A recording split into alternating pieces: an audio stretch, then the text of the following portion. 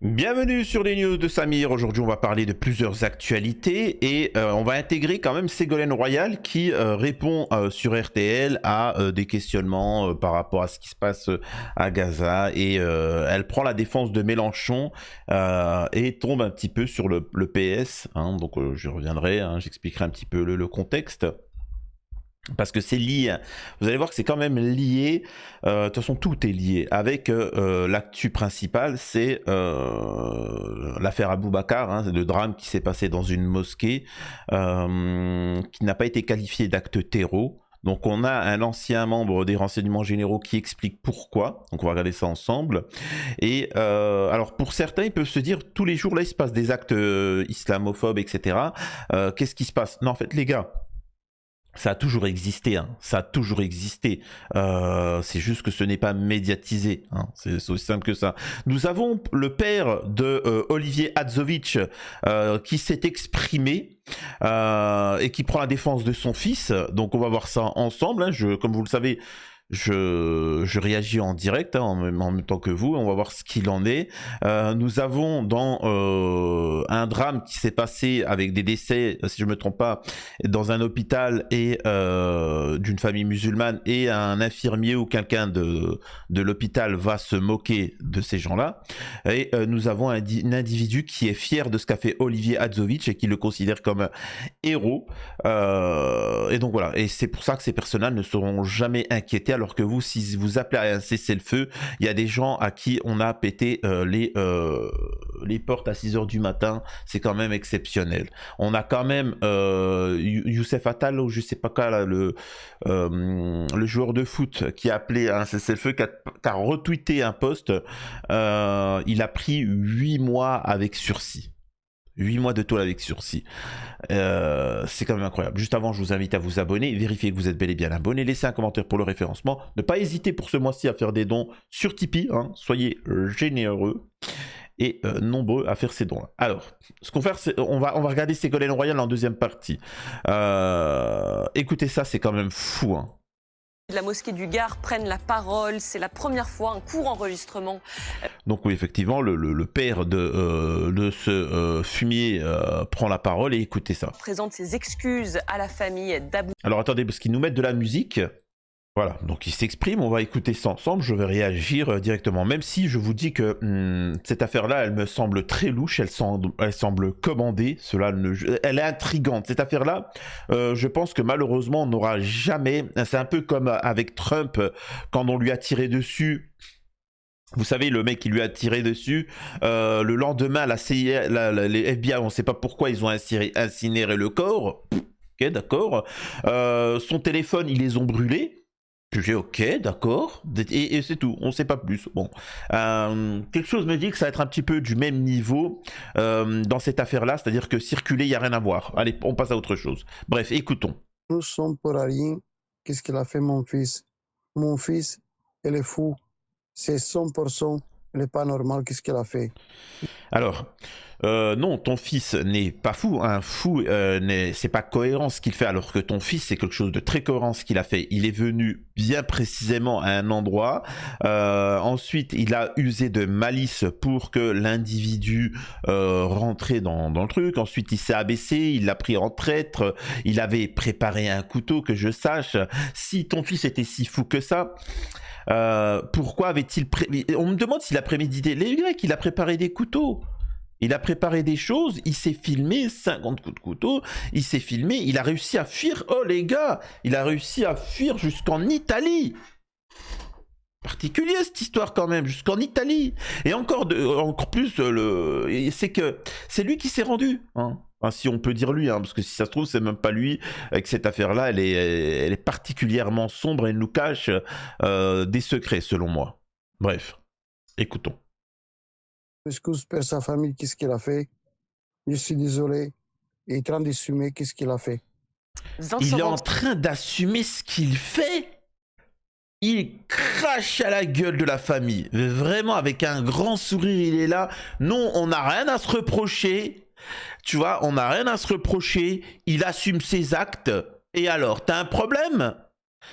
Non, quand on assume ses actes, on dit oui, je suis responsable de mon acte, je m'excuse ou je m'excuse pas, je suis responsable et je subirai la peine méritée. Point. Là, lui, il dit non, moi j'ai strictement rien à voir, moi je m'en rappelle de rien. Et c'est même pas moi, tu vois, moi je suis un petit peu fou. Arrêtez, il assume rien du tout. Anti-game, journaliste police-justice pour BFM Bonjour. TV. Notre fils est fou. C'est ce qu'on retient. Oui, c'est la principale information de ce court témoignage, hein. Vous l'avez entendu, il est extrêmement court ce témoignage, mais il dit beaucoup parce que le père de cet homme suspecté d'avoir tué Aboubacar Cissé dans cette mosquée dit « Mon fils est fou » et c'est vraiment l'une des questions qui va se poser. Est-ce qu'il avait son discernement total lorsqu'il est passé à l'acte? Est-ce qu'il était aboli ou altéré? C'est vraiment l'une des questions. Vous allez vraiment être surpris, hein. Alors, ceux qui me suivent, vous avez l'habitude que je me trompe pas, hein. Mais vous allez être sacrément surpris concernant cette affaire-là. Vraiment. Alors ça prendra 2-3 ans, mais vous allez être sacrément surpris. C'est juste phénoménal, hein. C'est incroyable. C'est... Qui va se poser dans ce dossier qui, rappelons-le, n'est pas géré par le parquet national antiterroriste, mais par le pôle criminel de Nîmes. On se doute qu'il... Alors, il y a un ancien membre des RG qui s'est exprimé par rapport à ça et il a donné la raison de pourquoi tout ceci. Et en fait, c'est pour protéger les islamophobes. Vous allez voir après. Il va y avoir des expertises derrière qui vont permettre de déterminer la responsabilité ou l'irresponsabilité pénale de cet homme. Pourquoi? Tout simplement parce que les premiers éléments laissent songeur. Il dit qu'il voulait s'en prendre à la première personne qu'il a croisée et non pas à un musulman, même s'il a poignardé un musulman en train de prier dans une mosquée. Donc on voit bien qu'il y a là un hiatus.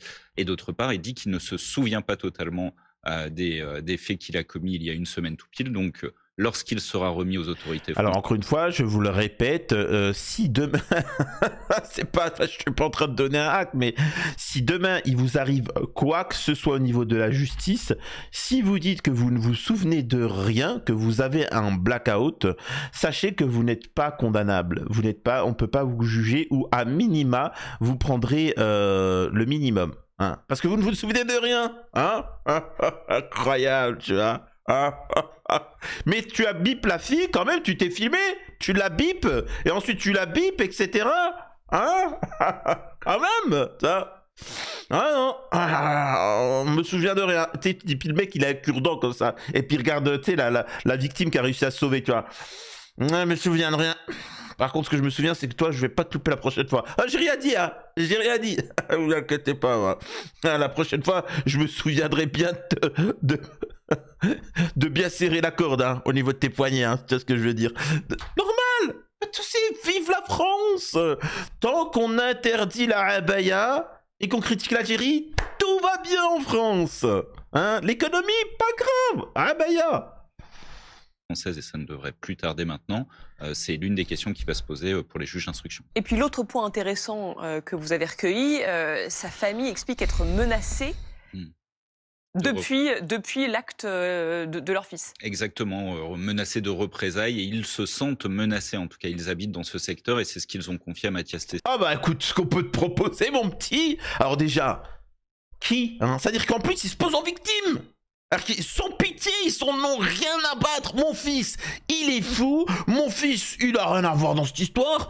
Il est fou, il n'en se souvient de rien. Et en plus de ça, on nous menace. Non mais attendez, c'est quoi cette histoire ?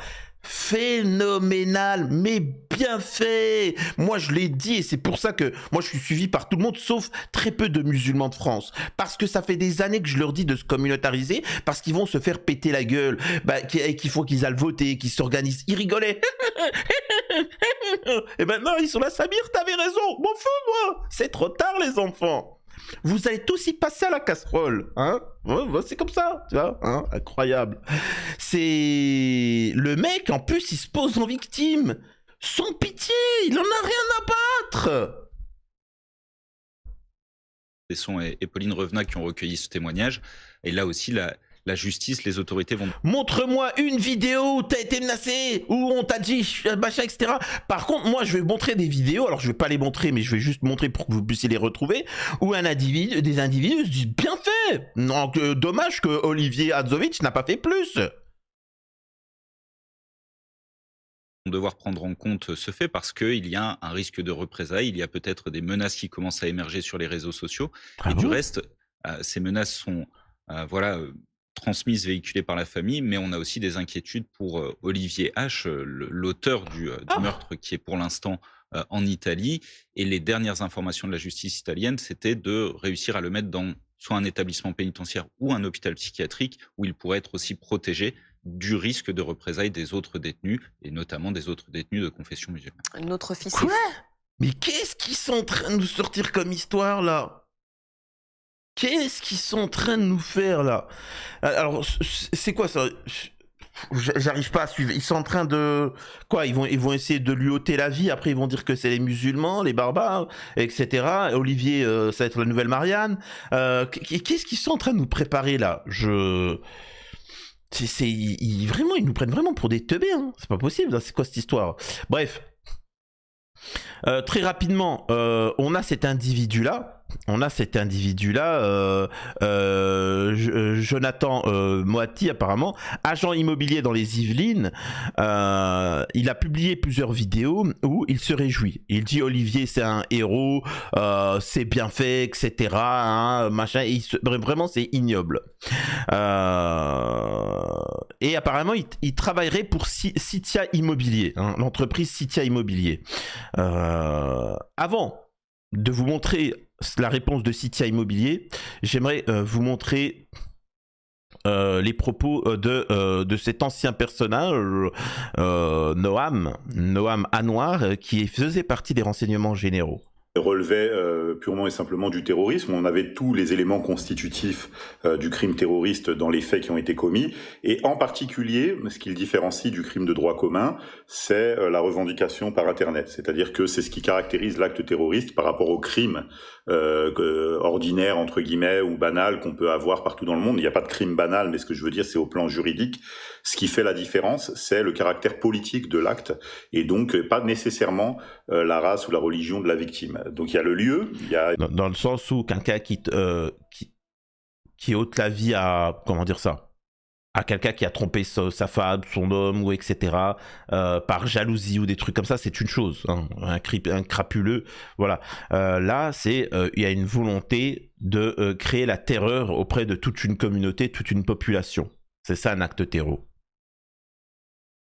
Effectivement la religion de la victime, il y a le fait qu'il ait désigné sa victime au hasard parce qu'elle se trouvait dans ce lieu, et ensuite donc le mode opératoire, c'est-à-dire le fait de l'avoir tué de la façon la plus sauvage, mais ça suffisait pas effectivement à être certain qu'il s'agissait d'un acte terroriste. Ce qui a caractérisé l'acte terroriste, c'est la revendication, donc le message dans lequel il insultait le Dieu unique, hein, donc parce que Allah en arabe ça signifie le Dieu, la divinité, c'est pas un nom propre.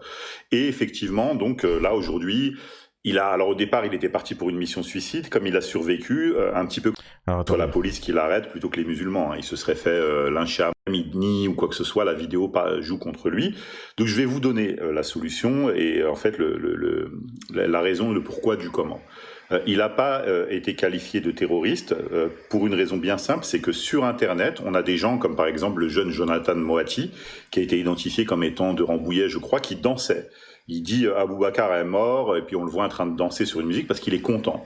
Et y compris sur ma page publique Facebook, j'ai trouvé de nombreux internautes qui se réjouissent de la mort d'Aboubacar en disant c'est la vengeance pour la petite qui a été tuée. Alors je crois qu'il y a Laura, il me semble, et il y a, comment elle s'appelait déjà, celle la petite Lola qui avait été tuée également par une nana, une sataniste d'origine algérienne. Donc voilà, donc les gens le voient comme ça, ils se réjouissent, ils se disent bah ouais, maintenant il y a un partout, etc. Alors c'est des arguments, moi je bloque à tour de bras hein, quand je vois ce genre parce que c'est à vomir. Mais le jeune Jonathan par exemple, j'aurais pu moi le dénoncer au parquet national antiterroriste et non pas le saisir, le dénoncer, pour le faire poursuivre pour apologie de crimes terroristes. Mais aujourd'hui, comme le parquet national antiterroriste s'est abstenu de se saisir, il s'agit donc pas d'un crime terroriste, et tous les gens qui se réjouissent sur Internet, qui insultent la mémoire d'Aboubacar, tous les gens qui disent que c'est bien fait, que c'est de sa faute, et patati et patata, bah, tous ces gens-là, on peut pas les poursuivre. Donc là, justice les a protégés. C'est-à-dire que le parti... Donc voilà, en résumé, c'est ça. Hein. C'est-à-dire que eux, ils sont protégés là où vous, de votre côté, vous dénoncez ce qui se passe à Gaza, vous êtes soulevé par la gendarmerie, par la police à 6h du matin, vous devez répondre de vos actes, etc. C'est quand même phénoménal. Ça vous montre un petit peu le deux poids, deux mesures en France. Encore une fois, moi je le répète, il faut se remettre en question. Vous ne votez pas, vous ne vous organisez pas, ben écoutez, vous allez prendre cher. C'est aussi simple que ça. Rapidement, avant d'écouter Ségolène, depuis ce mardi 29 avril, c'est la consternation. La plainte déposée par une jeune maman de 26 ans pour un vilipendage la veille à Poissy dans les Yvelines a suscité l'indignation générale. La victime a indiqué aux policiers s'être fait arracher son voile alors qu'elle était dans la rue avec son jeune enfant en poussette. Alors, je sais pas pourquoi ça vous choque, mais moi je suis au courant de femmes voilées, c'est pas très rare, qui se font bip, hein, qui se font bip par des hommes. Hein. T'as des femmes voilées qui sont là, qui sortent toutes seules, etc., machin, etc. T'as un homme ou des hommes qui viennent, ils les mettent à terre et puis ils lui enlèvent le pantalon et voilà. Ça arrive souvent. Ça arrive souvent que des femmes voilées se font bip, hein, mais alors, vous regardez dans les faits divers, ils en parlent vite fait dans des petites machins comme ça, mais ça fait pas la une des médias, mais encore une fois, c'est juste le communautarisme. Par exemple, nous avons un rabbin qui s'est fait secouer. Il s'est fait secouer comme ça. Le mineur, hein, il a pris 15 mois ferme. 15 mois de tôle ferme, ce qui est phénoménal hein, pour faire du ferme, et en plus de ça quand t'es mineur. 15 mois ferme. Alors que pour les musulmans et les musulmanes, vous pouvez y aller, hein, et il se passera rien. Encore une fois, je le répète, c'est parce que vous n'êtes pas organisé pour faire pression sur la politique, sur le système, et vous attendez que ça se fasse de soi-même. Et c'est ça la problématique. Donc une enquête a été ouverte pour les chefs de violences volontaires, etc. Bon, c'est pour vous expliquer un petit peu la problématique. Au-delà de ça, nous avons Citia Immobilier qui répond. Hein, ils répondent par rapport à ce Jonathan là. Qui s'est marié. Écoutez, c'est une dinguerie, hein. Vraiment, vous n'êtes pas prêts les musulmans. Plusieurs publications anonymes sur les réseaux sociaux, et notamment sur Twitter, ont visé ces dernières heures une de nos agences.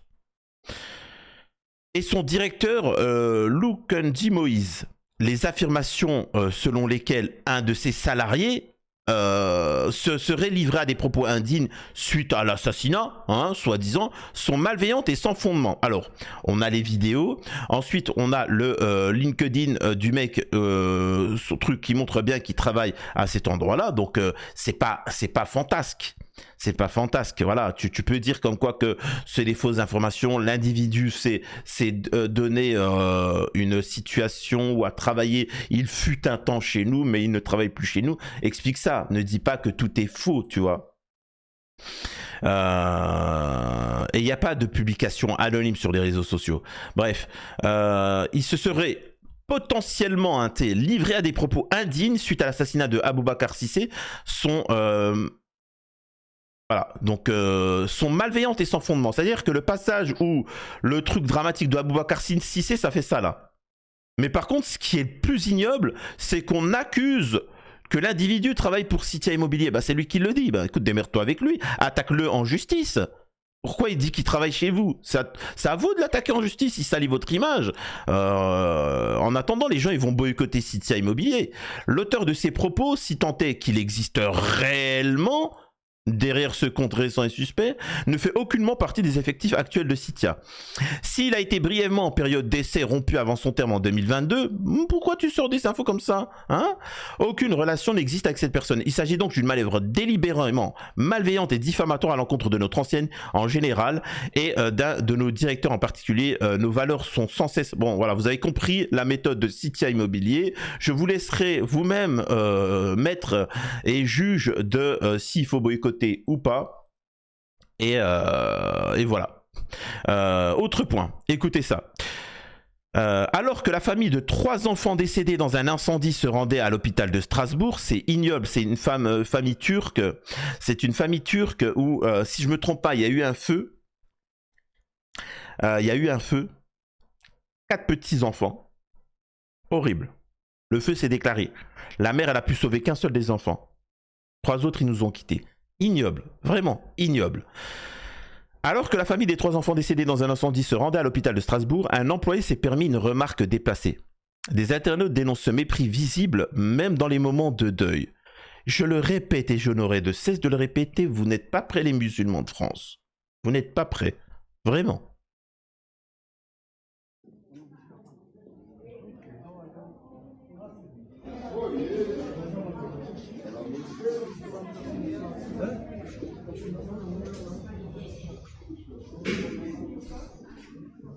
Il y a un souci, monsieur?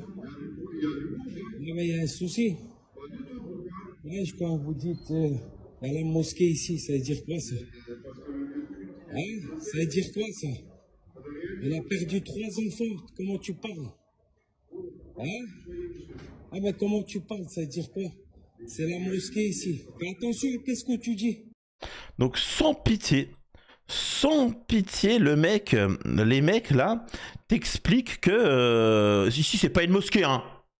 Les gars, je le répète, bien fait pour vous. Pour ceux qui découvrent ma vidéo et qui me découvriraient, il faut savoir que depuis des années, j'appelle la communauté musulmane à se mobiliser et rigoler.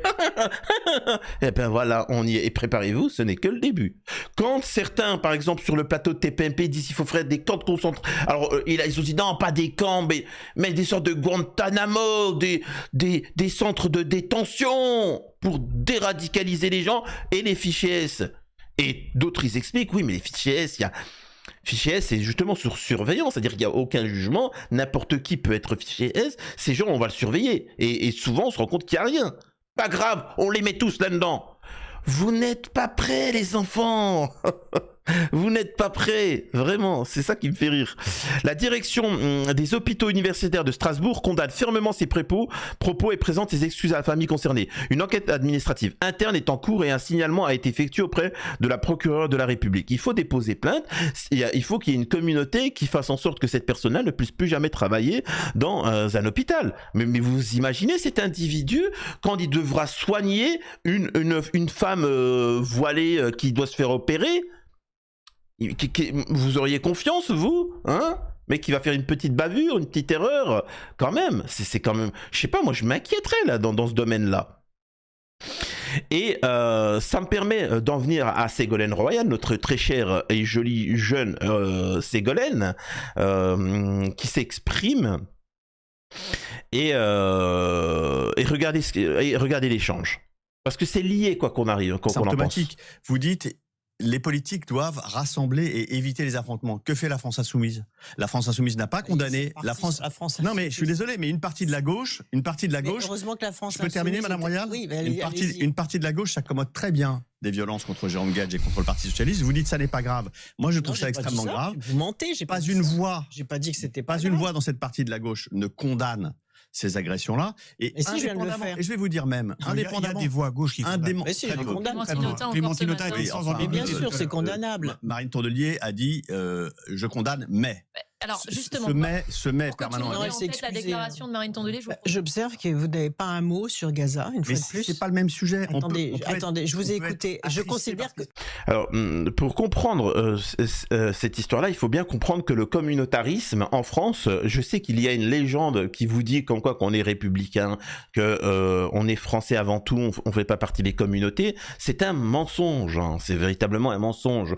Tout le monde est communautaire, sauf un peu les catholiques, mais plus spécifiquement les musulmans ne sont pas communautaires et les franco-algériens, c'est vraiment le dernier truc ultra pas communautaire. Je parle de communautarisme, hein. Je te parle pas de je suis fier de mes origines, je me montre, etc. Je parle de communautarisme. Il faut bien comprendre qu'un sioniste, il est de gauche, d'extrême droite, tout ce que tu veux, c'est une apparence. Derrière, c'est ma tribu, moi, mon origine, mon ethnie. Le reste, j'en ai strictement rien à battre, tu vois. C'est les intérêts de ma tribu, le reste, je m'en fous. Donc, et c'est pour ça qu'ils essayent de tomber sur la LFI, parce que la LFI remet ça en cause, hein, remet ça en question. Et c'est pour ça qu'on a les gens traîtres qui sont de gauche, qui essaient de tomber sur la France Insoumise. Vous savez, moi, les partis politiques, hein, ce que j'en pense. Mais donc voilà, donc c'est pour ça elle dit mais arrêtez de parler tout le temps de la LFI et de Mélenchon, laissez-moi tranquille. Il y a des choses graves qui sont en train de se passer en ce moment et on les dénonce et on nous tombe dessus. Qu'est-ce que vous nous parlez là, comme quoi que Jérôme Guedj il a été dégagé? C'est bon, on va pas chialer sur Jérôme Guedj quand même. Je considère que c'est le même sujet. Mais vous c'est pas le considérez. même sujet. Eh ben, c'est votre avis, ce n'est pas le mien. Et là, en fait, de manière un peu plus sophistiquée, on va dire ça comme ça, je précise que c'est le même propos. Ce que vous retrouvez en Israël, ils vous l'ont dit, hein. Ils vous l'ont dit. Netanyahou vous l'a dit. Netanyahou vous l'a dit. Bardella vous l'a dit. Marine Le Pen vous l'a dit. L'extrême droite sioniste française vous l'ont dit. Il faut faire la même chose à Gaza dans les quartiers français. Il faut envoyer l'armée. L'armée, c'est fait pour tuer, c'est pas fait pour sécuriser, hein, c'est fait pour ôter la vie. Donc, ils vous le disent, hein, ils vous le préviennent, hein, ils vous ont prévenu. Vous pouvez pas dire. C'est pour ça, moi, quand j'ai prévenu, on se moquait de moi. Ils vous l'ont dit. Il faut faire strictement la même chose qui se passe à Gaza. En France, dans les cités. Netanyahou, il a dit c'est la même chose. Hein. Écoutez-nous. L'extrême droite vous dit il n'y a pas de souci, c'est ce qu'il faut faire. Les gars, réveillez-vous. Hein. Et donc, il faut bien que vous compreniez que à quel point là-bas on a eu une modification de l'opinion de l'opinion publique, etc. Même si maintenant, bon, on sait tous très bien ce qu'il en est. Ben, c'est la même chose avec vous. C'est-à-dire que même quand on va vous massacrer, sachez que vous passerez pour les méchants et ainsi de suite. Comprenez-le. Hein. C'est... Je pense que la montée des tensions est due à ces effroyables crimes de guerre contre lesquels, finalement, il y a une inertie. Et pourquoi on n'applique pas à Netanyahou le même raisonnement qu'à Poutine? Pourquoi on applique... On parle encore de nouvelles sanctions sur Poutine qui occupe des territoires qui ne sont pas les siens, et Netanyahou qui se comporte exactement de la même façon. Il n'y a pas du tout la même réaction. Il n'y a pas du tout la même réaction à son égard. Et donc, c'est ça qui ne va pas. Et je vous pose la question, est-ce que la politique de Netanyahou, qui est une politique d'extrême droite en Israël, légitime ce qui se passe en France en matière d'antisémitisme? Non, mais il faut faire la hiérarchie. Ce que je veux dire, c'est qu'il faut faire la hiérarchie des choses. Il y a des incidents qui se sont produits. Il n'y a pas eu mort d'hommes, il n'y a pas eu mort d'enfants, il n'y a pas eu de massacre. Non, mais attendez, mort ou massacre, non, mais dénoncer. Je dénonce, c'est scandaleux, je dénonce, ok. Mais dénonçons, vous voyez, quand certains dénoncent plus fortement un incident de ce type qui s'est produit dans une manifestation, des trucs de gaminerie et qui sont condamnables, etc., bien sûr, mais qui ne disent pas un mot, comme ça vient d'être fait, sur les massacres d'enfants. Bon, je sais pas, pour vous, si vous avez entendu beaucoup des gens du PS, etc., condamner fermement ce qui se passe à Gaza. Personnellement, j'ai plus entendu la LFI. Vous savez très bien, encore une fois, mon amour pour les partis politiques et aussi pour la LFI, mais voilà, force est de constater que y a que la LFI qui a ouvert sa bouche. Alors certains vont dire c'est électoraliste. Hein. Pour beaucoup, moi je pense aussi qu'il y a de ce côté-là. Mais c'est les seuls qui ont parlé. C'est factuel. Donc, ils étaient où les autres, etc. Non, mais c'est quand même gravissime ce qui est en train de se passer. Dites-moi en commentaire, vous, ce que vous en pensez, si vous trouvez ça choquant ou non. Et puis après, pour le reste, bah, écoutez, l'avenir nous dira qui avait raison. Je compte sur vous pour vous abonner et faire un petit don sur Tipeee.